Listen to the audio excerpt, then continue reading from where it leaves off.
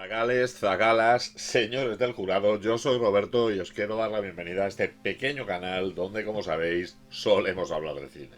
Hay que reconocer que generalmente en las películas que vemos los protagonistas suelen ser gente épica, gente que hace cosas estupendas, maravillosas, que está implicada en tiroteos, en invasiones alienígenas, en dramas existenciales profundos, sea por gusto o sea por destino. Pero eso no evita que tengamos un montón de películas en las que aparece un sufrido grupo de personajes que lo único que quiere es hacer su trabajo, acabar su turno, fichar y volver a casa a cenar. Cosa que obviamente por culpa del guionista o del director no va a ser tan fácil. Se me viene a la cabeza el ejemplo claro de este camarero de la película El Resplandor, un señor que lleva desde los años 20 del siglo pasado sirviendo copas en el restaurante del Overlook sin librar, sin vacaciones y sin tener ni siquiera un día libre. Pero yendo a cosas menos paranormales tendríamos el caso de el empleado de este badulaque que tenemos en la película Clerks, o podríamos hablar de los empleados del Parque Jurásico, que no creo que tuvieran un plus para tratar con los velociraptores. Desde luego, si todos ellos tienen algo en común, podríamos decir que viven bajo el lema "te ha tocado el peor día en la oficina". El cine nos ha enseñado durante todo el tiempo que currar puede ser algo muy peligroso, desde los transportistas espaciales de Alien a la típica señora de la limpieza que encuentra algo sospechoso en la habitación de un hotel, pasando por el Botones, esa figura infravalorada, silenciosa, con gorrito ridículo, pero que en el cine ha acabado metiéndose en todos los fregados. Es cierto que en España el primer Botones que prácticamente todos nosotros conocimos fue en cómic y era el Botones Sacarino, aunque el Botones Sacarino tenía un primo americano interpretado por Jerry Lewis que no se alejaba mucho de sus historias estrambóticas. Pero desde luego, si hay un Botones que ocupa nuestro corazoncito, es uno al que simplemente le tocó trabajar en Nochevieja. El problema es que esto es otro rollo. La vida es bella, lo sé muy bien, con un poco de amor llegué bien. La fuerza está contigo, mi amigo fiel. En el cine encuentro mi papel. Estrecha la casa, qué emoción. El Titanic naufraga en su canción. Es un interminable, no acabará. Y siempre París nos quedará. Esto es otro rollo, ya lo verás. Con un final feliz te conquistará. Esto es otro rollo, míralo bien. En la pantalla todo cambiará también. La historia de Four Rooms es una historia muy simple. Vamos a conocer a Ted, un joven Botones que empieza su turno de Nochevieja en el decadente hotel Monsignor. Lo que debería ser una noche tranquila de trabajo se va a convertir en un auténtico descenso a los infiernos en 4 actos. Un aquelarre de brujas, una pareja en plena guerra conyugal, unos niños auténticamente insoportables y un millonario excéntrico. Ingredientes sin duda que le llevarán a 4 habitaciones, a 4 líos y a un solo Botones que intenta mantener la cabeza y la dignidad en su sitio. Una historia por segmentos, una historia coral dirigida por 4 directores que provenían del cine independiente y que realmente intentó dar un aire fresco al cine en estos primeros 90. El primer segmento, El ingrediente perdido, dirigido por Alison Anders, que era en ese momento una de las directoras más prometedoras del cine independiente estadounidense, acababa de triunfar en Sundance con la película Gas Food Lodging, que era una historia íntima y femenina sobre una madre soltera y sus hijas en un pueblo del desierto, y que se caracterizaba por tener un estilo delicado, centrado en personajes femeninos, con profundidad, con sensibilidad y con cierto enfoque poético. Así que claro, Tarantino pensó en hacer esta película coral y quisieron que no solo fuera la testosterona y 3 directores quienes hicieran esto, sino que quiso tener una historia más íntima y más femenina que rompiera este monopolio. El problema es que a Alison alguien le debía haber explicado mejor de qué iba esta película, porque hay que reconocer que su segmento es cuando menos peculiar. Y es que El ingrediente perdido es un capítulo que realmente tiene una forma de tratarse bastante diferente al resto de la película. Ted, el botón, es nuestro protagonista durante toda la película, llega a una habitación del hotel a entregar hielo y se encuentra con una aquelarre de brujas modernas interpretadas por Madonna, Ione Skye, Lily Taylor, Salma Hayek, las cuales están haciendo un hechizo para resucitar una diosa del amor que está convertida actualmente en estatua. Para ello les falta un único ingrediente: semen. Te he fallado. Iba a traerte el esperma de mi amado. Estaba empalmado y su semen logré. Pero yo estaba caliente. Tanto que me lo tragué. Claro, ¿en quién piensan cuando necesitan semen? Pues efectivamente nuestro amigo Ted, un profesional que se va a intentar mantener al margen, pero que cuando se ve rodeado por este grupo de brujas pidiéndole un favor místico, no podrá decir que no. Un segmento cercano a una película de Almodóvar mal entendida, que cuando uno lo ve no sabe si maravillarse, correr o decir que prefiere dejar esto. El segmento es colorido, es confuso, está entre el videoclip y un anuncio de perfume y es el que abre la película, lo cual pues supone un choque bastante importante para el espectador. Se fichó a Madonna por la gran popularidad que tenía en ese momento, pero Madonna estaba en esa época en una etapa mística medio gurú, medio evita, y aceptó sin haberse leído el guión, lo cual explica que luego posteriormente estuviera intentando constantemente que se cambiaran cosas de la historia. Tiene una estética más propia de un videoclip, con cortinillas raras, con colores chillones y con diálogos que realmente parecen inverosímiles. Y además, lo peor es que el tono no pega en absoluto con lo que vamos a ver después en la película, con lo cual parece que realmente es un corto sobrante de otra antología o de otro tipo de película. Realmente el hecho de que incorporaran a una mujer en este segmento no hizo por sí que el segmento fuera más interesante y quizás es el más flojo, el más confuso y que realmente está más alejado de el tono de la película, pero realmente se pierde en una visión estética y unos diálogos que no llevan a ninguna parte, y esto hace que empecemos con una sensación un poquito rara. Consigue su leche en 10 minutos. Entraré y la conseguiré yo misma. ¿Sería la primera vez para ti?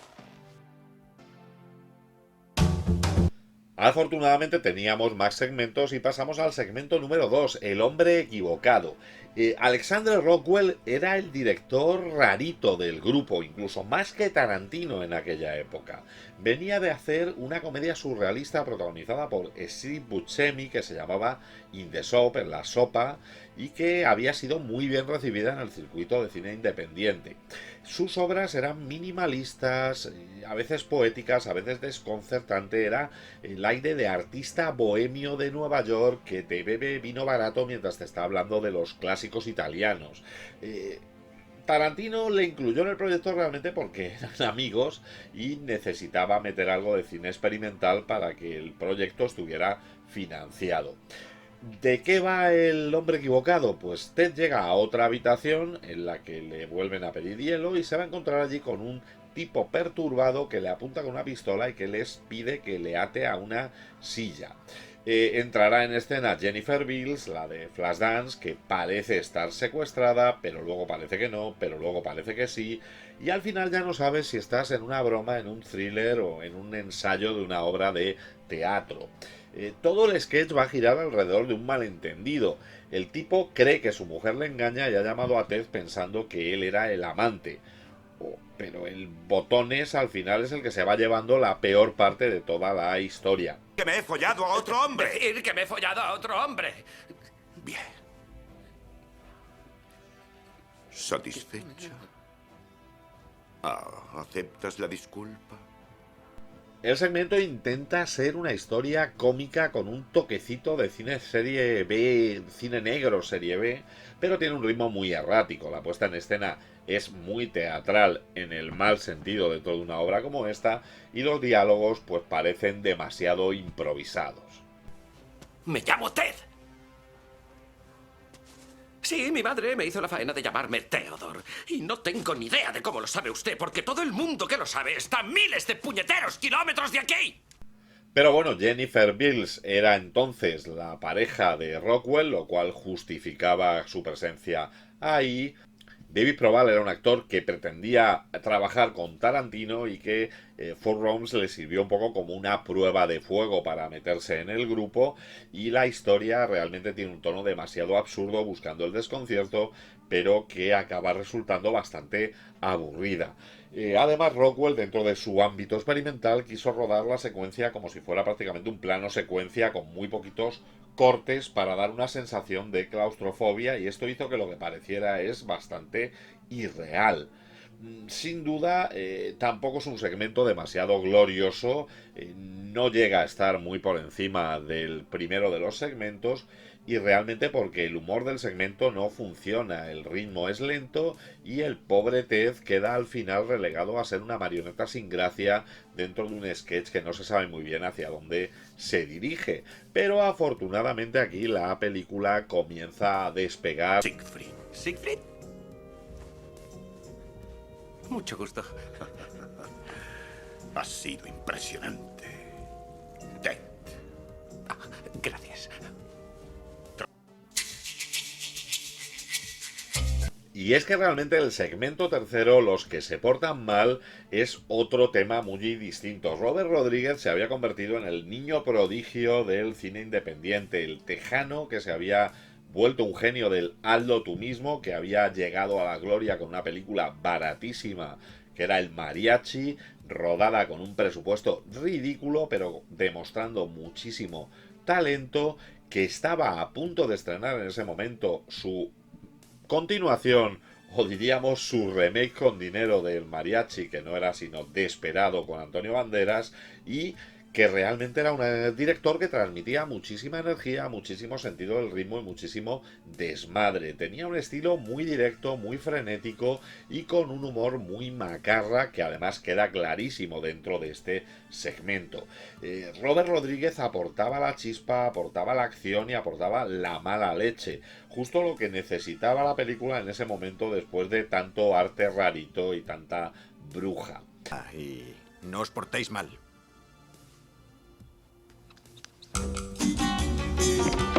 En esta historia, Ted, nuestro incansable botones, se va a encargar con el encargo de cuidar de dos niños bastante revoltosos a los cuales sus padres van a dejar solos en una de las habitaciones.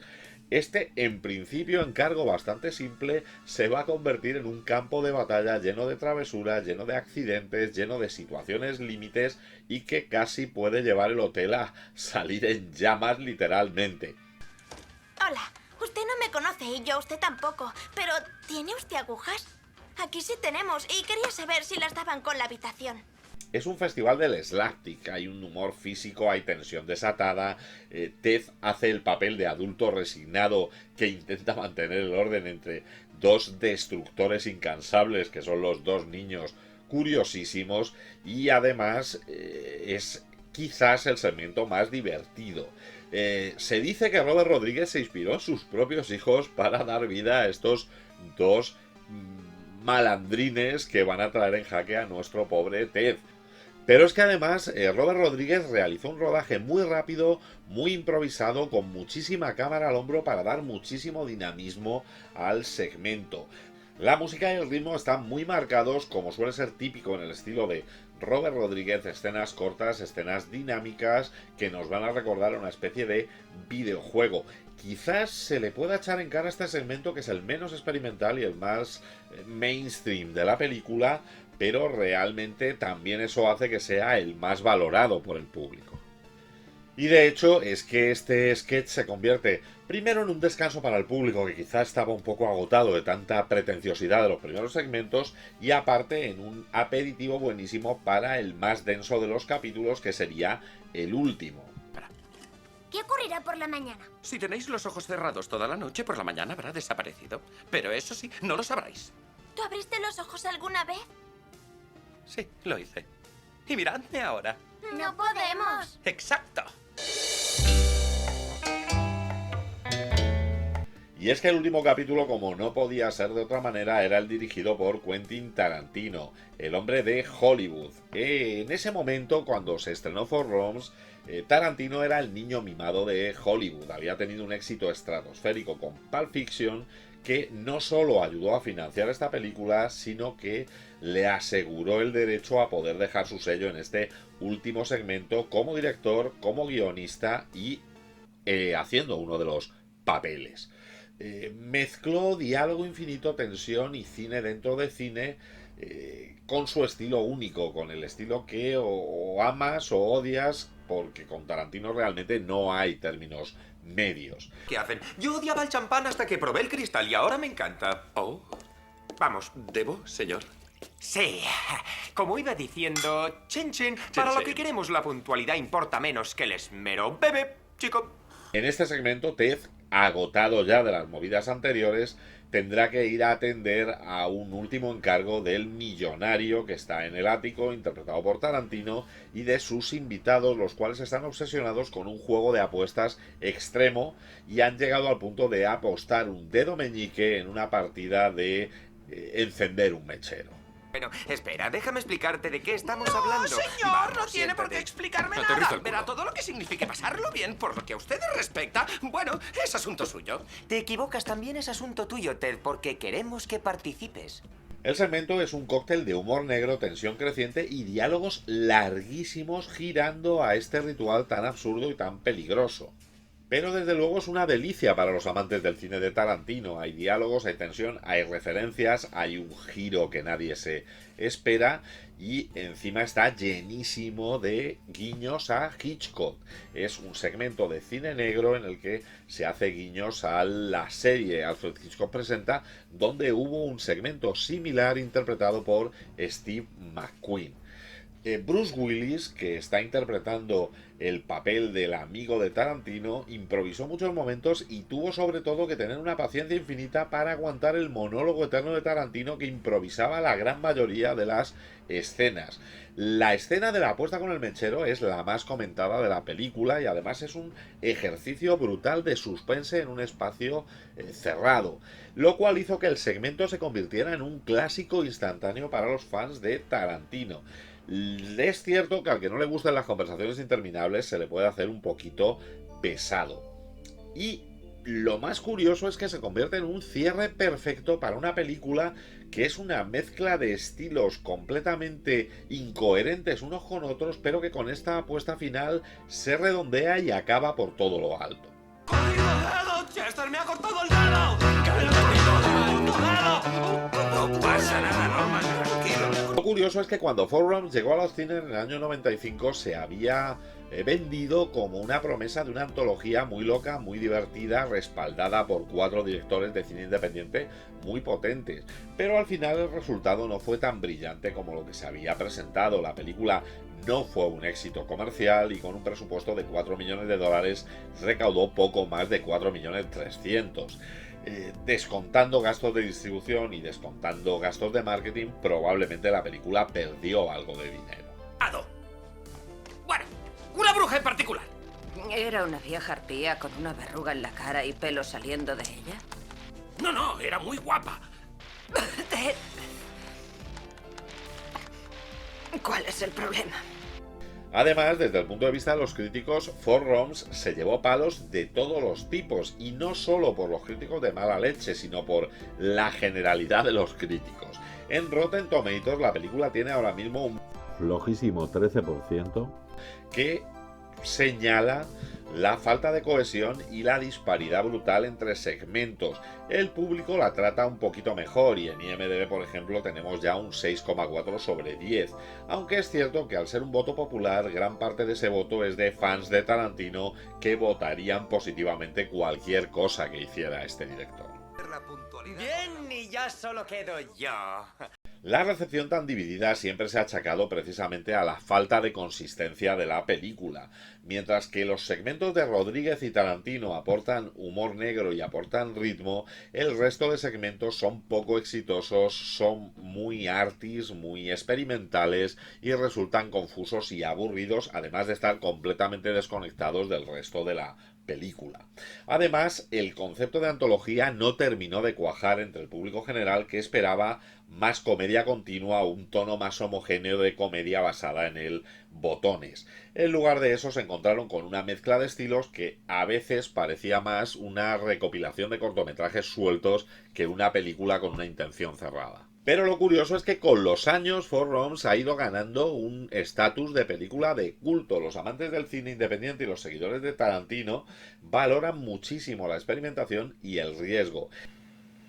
El papel de Tim Roth como Ted ha sido alabado por su mezcla de paciencia, su comicidad silenciosa y sobre todo porque se mueve muy bien en todos los registros que tiene que participar en los diferentes segmentos. Pero a pesar de ello, sigue siendo una película muy enfocada para iniciados en el cine, para curiosos, y que no es válida para todo el público. Es como si fuera un hotel cutre que has visitado una vez en la vida, que te lo has pasado bien, que has estado a gusto, pero que cuando sales no tienes muy claro si te gustaría volver por allí. ¿Sabes de dónde viene el nombre? Es tan sencillo que es estúpido. Un imbécil aprieta un botón y ahí va el botones, al centro del mostrador. Four Rooms es ahora recordada como un intento de colaboración entre cineastas emergentes de los años 90. La idea en sí de reunir a directores con estilos distintos era un experimento emocionante en teoría, pero su resultado no fue del todo redondo. Aunque este uso de cineastas independientes dando diferentes enfoques a historias colaborativas fue la base para otras películas que pudimos ver en los años posteriores, como pudo ser el recopilatorio Paris Je t'aime del año 2006 o New York I Love You del año 2009, que también reúne cortos de diferentes directores ambientados en una ciudad, o The ABC of Death, que en ese caso va a recopilar historias de terror en la que diferentes cineastas presentaron cortometrajes basados en las letras del alfabeto, o VHS, otra antología de terror del año 2012, en este caso basada en presunto found footage, que también conecta historias de diferentes directores. Y es que lo que consiguió Four Rooms fue reavivar el interés en el formato antológico, un formato que había sido muy trabajado en los 60 y los 70 con productoras como Amicus, pero que en los 90 había quedado tremendamente olvidado. Donde quizás ha tenido más éxito este formato haya sido en la televisión, donde series como American Horror Story o Black Mirror han aprovechado para en cada una de sus temporadas ir mostrando diferentes historias con diferentes tonos y narrativas, pero con una coherencia interna final. Los segmentos dirigidos por Robert Rodríguez y por Quentin Tarantino fueron los más aclamados de la película y además reforzaron la reputación de estos dos cineastas como voces distintivas de su generación.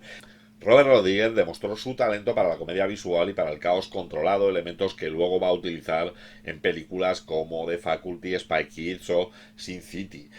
Quentin Tarantino utilizó sin embargo su segmento para expresar su amor por el cine clásico y por los buenos diálogos, y luego lo seguiría desarrollando en Jackie Brown o en Kill Bill.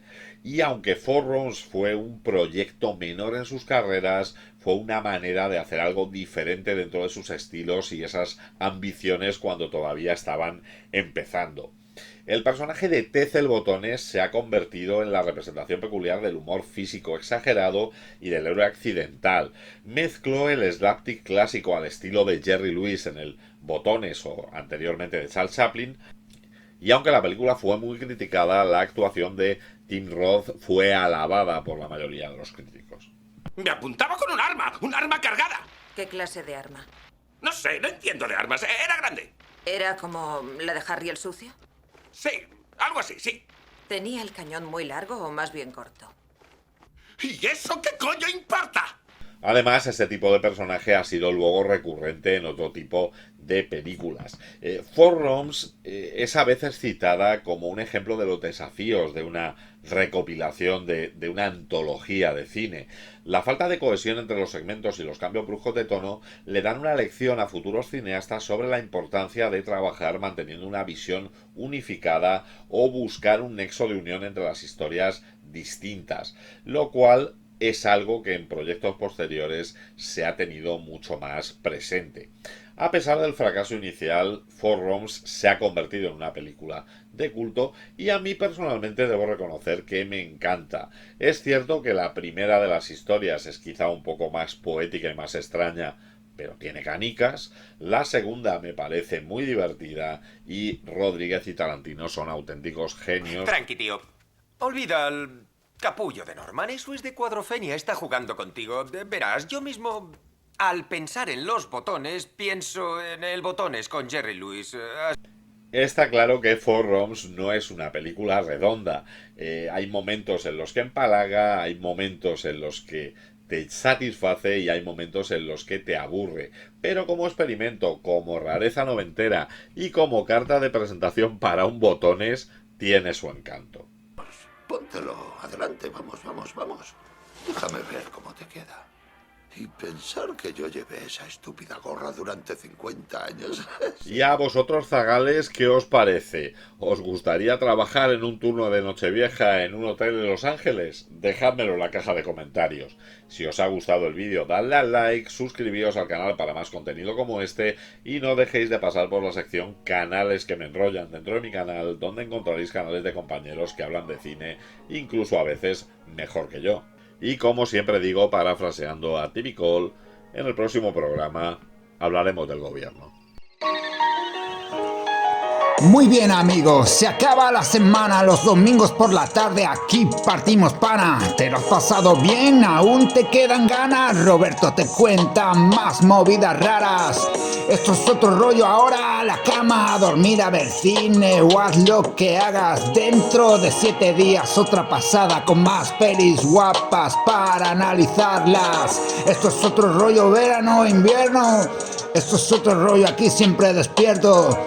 Esto es otro rollo, lo estás sintiendo. La semana que viene hablaremos del gobierno.